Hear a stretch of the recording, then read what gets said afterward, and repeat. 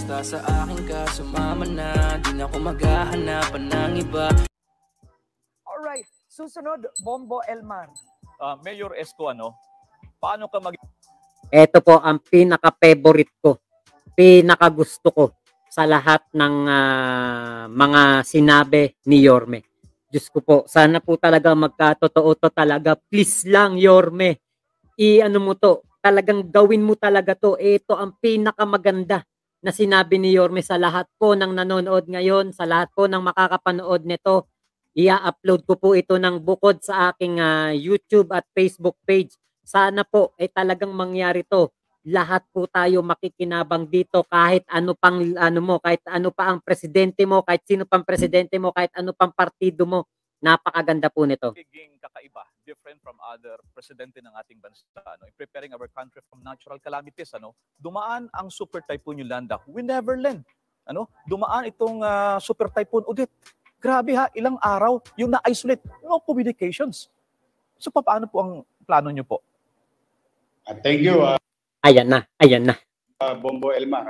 Well, again, we must create redundancy in our communication. No, we have copper, land-based, and fiber optics. At the same time, from time to time, I think we can access satellite. But the thing is, in the likes of Elon Musk creating this low orbiter communication through internet, pag ito ay naging matagumpay, we as Philippines, as a country, must acquire these services for purposes of communication, because during disaster time, communication is the key.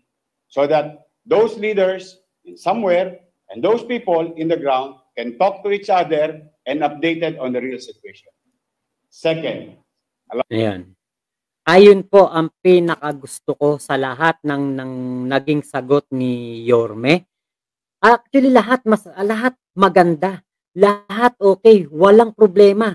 Lahat po napaka-okay ng mga sinabi ni Yorme. Pero ito po talagang ito pong bagay na ito na napag-alaman ko itong Starlink po na ito. Actually, yung tinutukoy ni Yorme yun pong Starlink. Alam niyo po ba, nasa Malaysia pa lang po ako, gustong-gusto ko nang bumili niyan. Kaya lang syempre kapag sinabing Starlink talaga pong may presyo yan. Elon Musk yan 'Di ba? Kumbaga talagang yan, talagang malupit po yan na internet provider sa ating mundo. Buong mundo yan.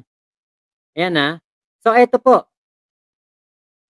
Ito po yung Starlink na sinasabi ni Yorme. Napakaganda po nitong na to. Napakaganda po talaga nito. Ayan po. Starlink yan. Starlink is a satellite internet constellation operated by SpaceX, providing satellite internet access coverage to most of the Earth.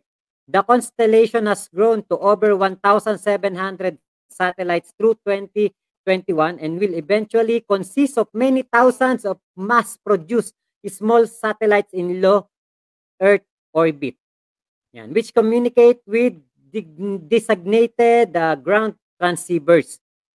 So, napakaganda po niyan. Alam niyo po kung bakit.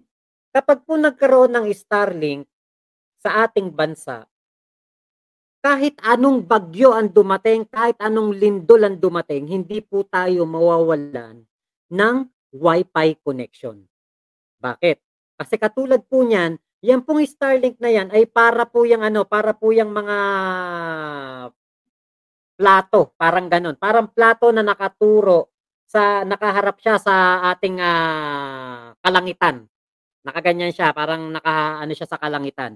Ngayon po, itong mga satellite na to, na mga maliliit po na satellite na orbit sa ating Earth, sa ating planet Earth, sila po ay nasa ibabaw ng mga kaulapan, low orbit po siya. Pero mas mataas po siya sa ating kumbaga doon sa nangyayaring ulan, bagyo, mas mataas po siya doon. Kaya hindi po siya abot ng mga bagyo.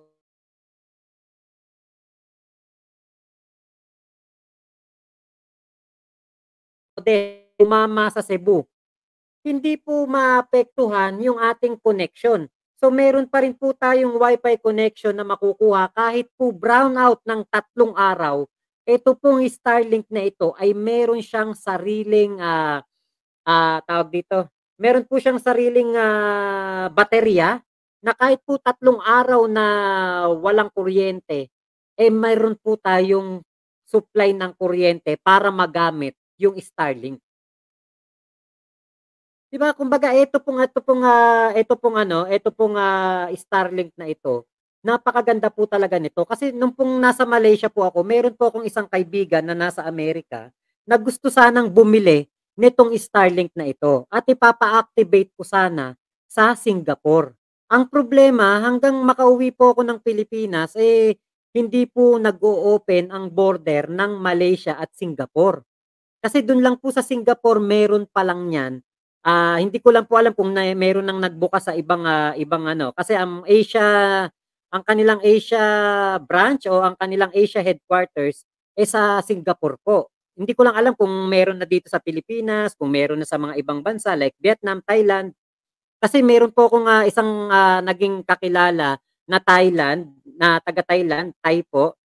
Meron na po siyang ginagamit na gintong Starlink at doon po siya nakatira sa liblib na lugar, isang beach na malapit sa medyo malayo po sa Phuket, Thailand. Doon po siya nandoon sa beach. Ngayon, meron siyang Wi-Fi connection doon pero dahil nga gusto niya ng mas malakas, yun pong Starlink ang kanyang ginagamit. Talaga pong kahit po mag-brown out, lindol, kahit anong mangyari diyan, hindi po mapuputol ang koneksyon at hindi po tayo mahihirapan sa mga rescue operation na katulad niyan. Kapag katulad niyan nangyari yung bagyong Odette, wala pong koneksyon ng cellphone, yung signal ng telepono wala, Wi-Fi wala, data wala. Pero kung meron pong Starlink, kahit anong bagyo yan, dadaan sa Pilipinas, let's say dadaan sa Cebu, dadaan sa Davao, dadaan sa Maynila, hindi po mapapatid ang koneksyon. Bakit? Andun sa taas yung Wi-Fi Andun sa taas yung koneksyon Pwera na lang siguro kung yung satellite dish mo, ipapatangay mo sa bagyo. At aanurin ng bagyo, mawawala. Yun, wala ka talagang koneksyon. Pero kung hanggat nandiyan, yung Wi-Fi na yan, hanggat nandiyan, nakakabit sa bubong mo o nakakabit sa pader ng bahay mo, nakakabit dyan sa paligid ng bahay mo, kahit gawan mo siya ng sarili niyang tower, hindi po tayo mawawala ng Wi-Fi connection. Napakaganda po niyang Starlink na yan at sana nga talaga ay makapasok na yan dito sa atin sa Pilipinas. Meron akong balita noon, nabasa ko, parang Smart ang hahawak ng Starlink dito sa Pilipinas. Sana naman wag nilang masyadong mahalan para ma-afford ng ating mga kababayan at lalo na ako, sana ma-afford ko kasi yan ang problema ko dito sa lugar namin ngayon, dito po sa bundok. Napakahina po ng aming Wi-Fi. Kahit na gusto kong mag-live ng maaga, ng tanghali, hindi po kaya ng Wi-Fi connection ko. Kung ako'y magkakaroon ng Starlink, ang alam ko po noon nang nasa Malaysia ako, $2,500 dollars yung may satellite dish. Yung may satellite dish po na nakaturo sa langit tapos meron siyang parang solar na baterya na kahit 3 araw siyang walang kuryente ay gagana yon. So, yun po yung $2,500. Ngayon, meron naman po akong isang napag-alaman, meron daw pong tig pa $500 pero para siyang yung ginagamit ngayon ng Globe o ng tawag dito, ng Smart na parang aparato lang siya. Pero makakasagap ka pa rin doon sa satellite yung low orbit satellite nitong Starlink. Kaya sana po talaga makapasok yan dito sa atin para party na tayo sa pagla-live. Kahit na siguro 24 hours tayong mag-live, pwede na.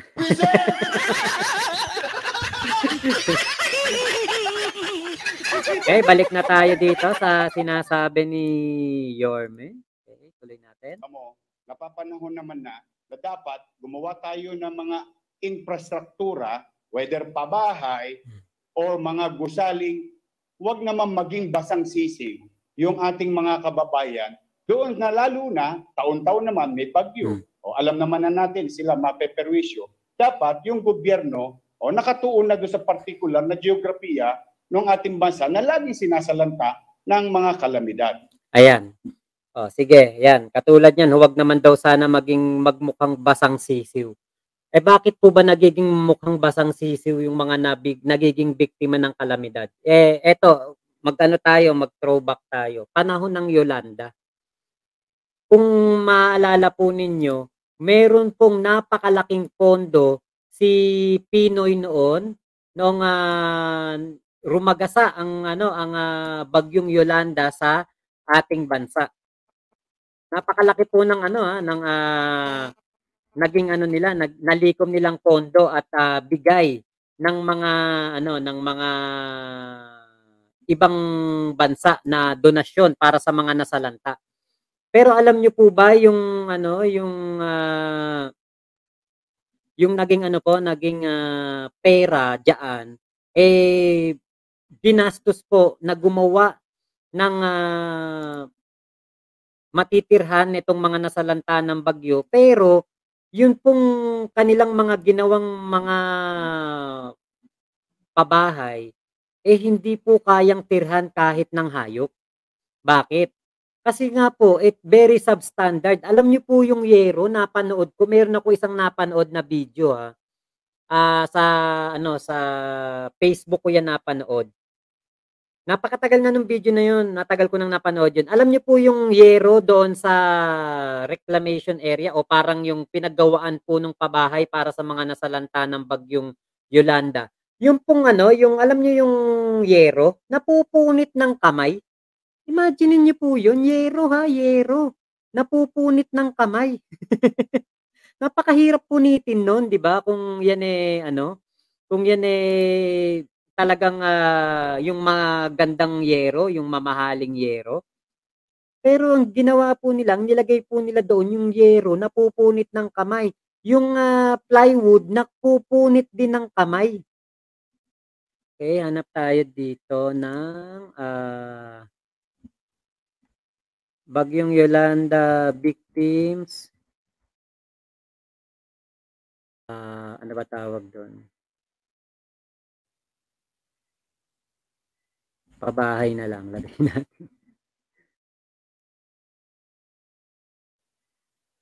Ayun, pabahay para sa mga biktima ng Yolanda, hindi pa rin tapos. Ito ayan Ito yung mga niyan. Tignan natin yung mga litrato dito. Ayan po, katulad niya mga pabahay na hindi pa rin tapos pero billion po talaga ang diyan, ang ginastos diyan. Ayan kita nyo. Pabahay sa mga nasalanta ng Bagyong Yolanda, nananatiling pangarap. 2015 po 'yan. Yung video na yun, hindi na lang natin i-play kasi baka madali tayo. Ito yata yung unang pabahay. Yan yun, yung style ng bahay nila hindi maganda. Pero ngayon yata medyo okay na, yung iba naging okay na. Pero yung dati po talaga, ito yung ito yung pabahay ni Tatay Digong, yung style ng pabahay ni Tatay Digong. Yan po yun nandito na yan. Maganda yung pabahay ni Tatay Digong, yung nandito po sa gawing kanan ng screen nyo. Yan po yung pabahay ni Tatay Digong para sa mga Marawi victims. Mas mura po yan, pero mas maganda at dekalidad. Yung una nilang pinamigay, Diyos ko po, talagang hindi po matitirhan. Dahil po talagang napakadali talagang wasakin.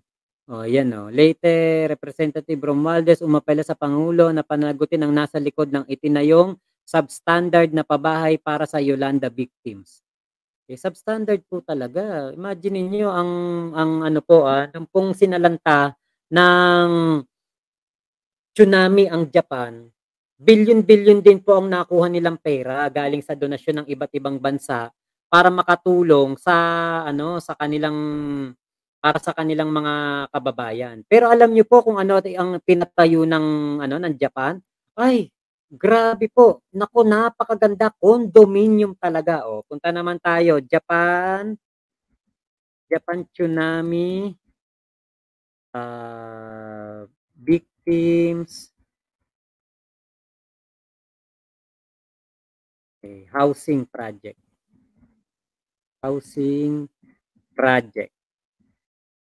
Kasi dito talaga sa Japan po kapag kurakot, pinupugutan ng ulo, pinapapatay nila. Pero tignan niyo po ang ang Japan Okay, ito po yung yan po yung isang pinapagawa nila, yan. Katulad niyan, no. Building, condo. Nasaan ba yung tapos na? Meron yan yung tapos na. Naku, napakaganda talaga. Building po talaga na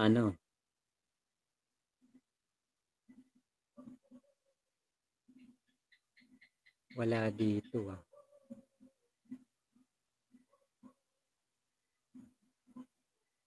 Talagang yung ginawa po nila, condo style. Talagang lahat ng pera. Doon nila binuhos sa pagpapagawa ng bahay para sa mga nasalanta. Okay, Japan tsunami victims housing. Hindi lumabas dito Ito yung isa. Pero ito yung container van din ito. Yung patong-patong din na container van. Pero kita nyo naman po ang kaibahan sa atin. Bilyon-bilyon ding halaga ng pera ang nakuha natin, ang natanggap natin galing sa mga donations ng iba't ibang bansa. Pero ang nagawa nila very substandard po talaga. Pero ito po napakaganda po nito. Okay, tignan natin dito, multi-story. Ito yata yun.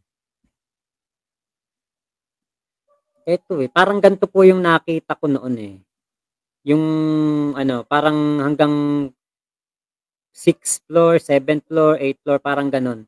Yan. Ganito pong style. Maganda po talaga, hindi pipitsugin at maiengganyo kang tumira. Hindi katulad doon na bilyon-bilyong pera ang natanggap tapos ang pinagawang bahay barong-barong. Napakagara naman nun, di ba? Ito yung shipping container temporary housing Na ko to Ito yung ganito yung plano nila. Ayan. Pero talagang napakaganda po. Napakaganda talagang maiengganyo kang tumira. Ayan. Ito na yata yung yari na. Onagawa Container Temporary Housing. Hindi natin sure kung gawa na yun. Pero ang ginawa po talaga ng Japan, ibinuhos po talaga ang pera para sa kanilang mga kababayan. Ayun. Kaya huwag tayo huwag tayo bumoto ng mga corrupt, lalo sa mga governor at mayor. Tama po. Diba? Yung mga mga corrupt na mayor, mga corrupt na governor, congressman, wag na po talaga nating iboto yan. Ito, pakinggan pa. Hi, Makmak Pablo. Oy, maraming salamat sa iyo sa lahat ng suporta mo sa amin. Mag-iingat ka. I wish you all the best and good health. And may God continue to guide and bless you. And I hope someday, ma-meet ko kayo. Ingat ka. Maraming salamat.